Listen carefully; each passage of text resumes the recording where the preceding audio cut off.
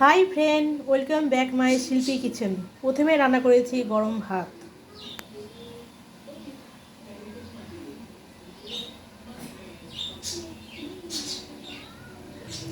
তারপর করেছি মুসুরির ডাল, পাতলা করে মুসুরির ডাল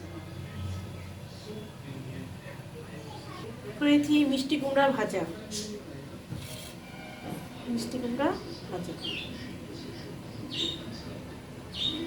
তারপর করেছি লাউ পাতা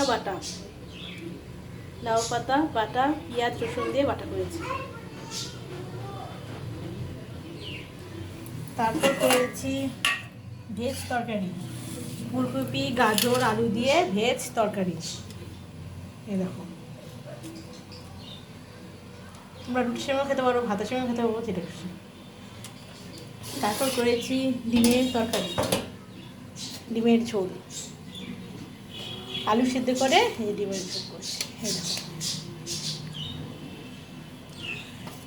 এই ডিম দেখেছ।